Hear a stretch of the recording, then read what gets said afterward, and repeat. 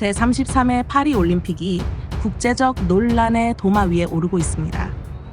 서구적인 전통 가치를 파괴하는 개막식이라는 비판이 나오고 있을 뿐 아니라 전통적인 가족적 가치관을 파괴한다고 하여 많은 비난을 받고 있는 상황입니다. 일반적으로 미국의 트럼프를 중심으로 한 공화당 진영 측에서는 파리올림픽에 대해 대노하고 있는 상황이고, 진보적인 생각을 가진 사람들 가운데에선 창의적이고 진보적이라는 생각으로 서로 대립하고 있습니다. 파리올림픽으로 전 세계가 들썩이는 가운데 한편 개막식과 경기 운영 등으로 세계 여론이 반반으로 나뉘는 상황으로 보입니다.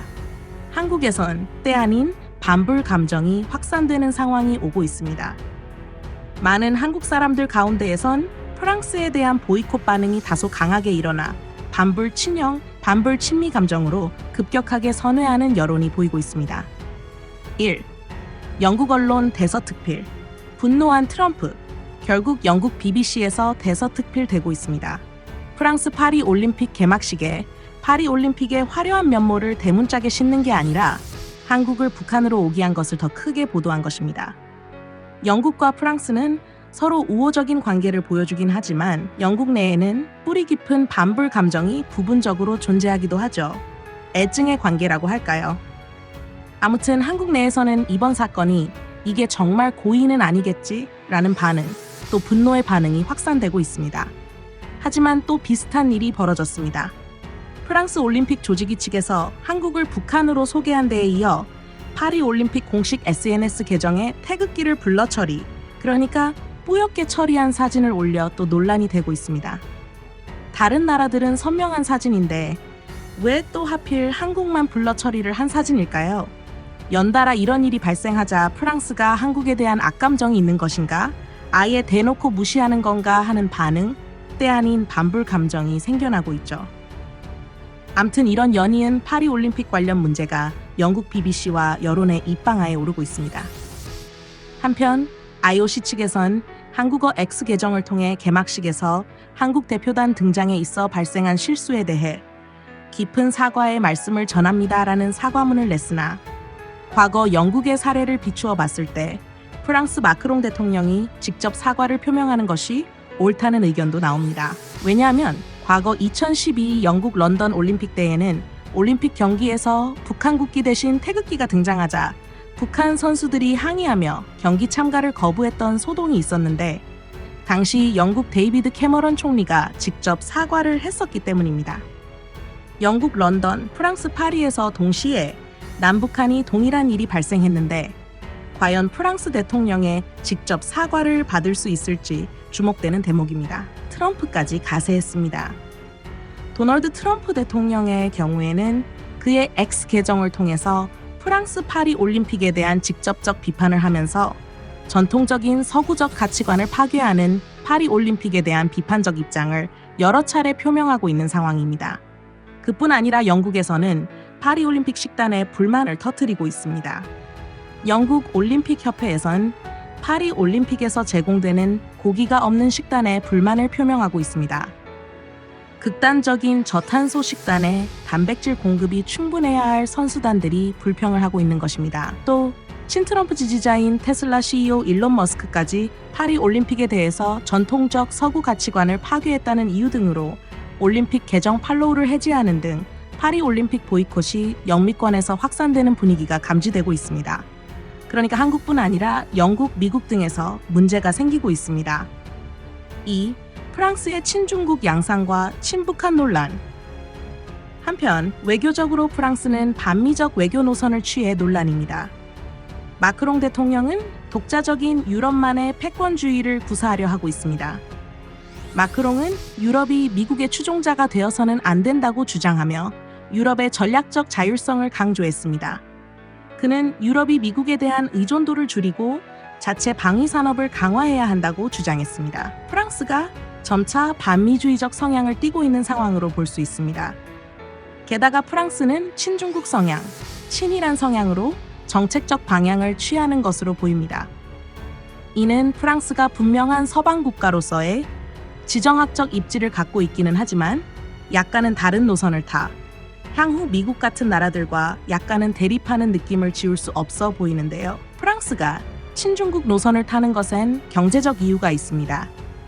프랑스의 경제가 워낙 좋지 못하자 마크롱 대통령은 2023년 4월 중국을 방문하여 중국과의 경제 협력을 강조하며 친중국 경제 노선을 타고 있습니다. 이 방문에서 프랑스의 에어버스사는 중국에 새로운 항공기 조립 라인을 설치하고 160대의 항공기를 판매하기로 했으며 프랑스 전력회사 EDF는 중국과의 원자력 협력을 최근 강화하기로 하면서 가장 위험한 물질인 원자력을 바탕으로 한 프랑스와 중국과의 협력이 강화되고 있습니다. 이 같은 일은 자칫 방위산업으로 확장될 수 있는 항공기 제조업 분야 첨단 기술이 프랑스에서 중국으로 넘어갈 수 있는 위험성을 보여주며 핵물질 관련해서도 중국과 프랑스의 협력은 안보적으로 조금은 우려되는 부분이 없지 않은 상황이죠. 3. 전통적 친중 성향의 프랑스? 사실 프랑스가 친중국 성향의 국가인 것은 어제 오늘의 일만이 아닙니다. 최근 프랑스는 유럽의 중국이라는 네티즌들의 별명이 붙었습니다. 이 유럽의 중국이라는 말은 프랑스를 비하하려는 의도가 있는 단순한 별명으로 치부할 수만은 없는 이유가 있습니다. 프랑스가 중국적인 사상을 많이 받아들이는 나라라는 배경이 있기 때문이죠. 예를 들면 전 유럽을 파국으로 치닫게 한 프랑스의 68혁명은 프랑스에 있는 마오이스트, 프랑스인이지만 중국 마오쩌둥의 문화대혁명 사상을 따르는 지식인들이 상당히 많았는데 그들이 프랑스판 문화대혁명을 추구하면서 유럽이 그 이후 포스트 모더니즘, 해체주의적인 문화적 변혁을 일궈냈던 사건이었습니다. 프랑스 68혁명은 중국의 마오쩌둥 문화대혁명의 영향을 받은 사건이라고는 하지만 유럽과 서구 사회를 포스트 모더니즘, 해체주의적이면서도 자유분방한 전통적이고 딱딱한 서구주의적 가치관을 파괴해 새로운 서구주의적 모델을 만들어갔다는 의미가 있죠. 부정적인 평가와 긍정적인 평가가 동시에 나오는 것입니다. 암튼 이 사건에 대해서 의견이 분분하지만 서유럽, 특히 프랑스와 서유럽 사회에 있었던 전통적인 가치관이 많이 훼손되었다는 문제로 지금까지 프랑스가 약간은 비판을 받는 부분이기도 하죠. 프랑스가 유럽의 중국이라는 별명이 괜히 나오는 게 아닌 것이죠.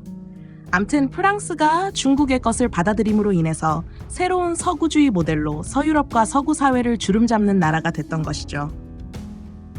4. 북한과 친한 프랑스? 북한이 프랑스가 만든 나라다. 또 프랑스는 중국뿐 아니라 북한과도 친하다는 나오는 배경에는 또 이유가 있습니다. 프랑스의 68혁명주의, 또 심지어 그 유명한 프랑스 대혁명의 이데올로기는 급진적 평등을 추구하는 면에서 북한과 유사한 점이 있습니다. 일부 학자들은 북한이 프랑스 혁명의 이념을 극단적으로 구현한 국가의 성공적 예시로 보고 있기도 합니다. 한마디로 프랑스의 사상이 북한이라는 기형적 국가 탄생에 일조했다는 게 완전히 과장만은 아닐 수 있는 것이죠. 암튼 이러한 배경 때문에 프랑스와 북한의 관계에 대한 추측이 생깁니다. 최근 프랑스가 대한민국을 북한으로 소개한 게 프랑스가 혹시 친중, 친북적 마인드가 있는 게 아닌가 의심이 되는 대목이기도 하죠.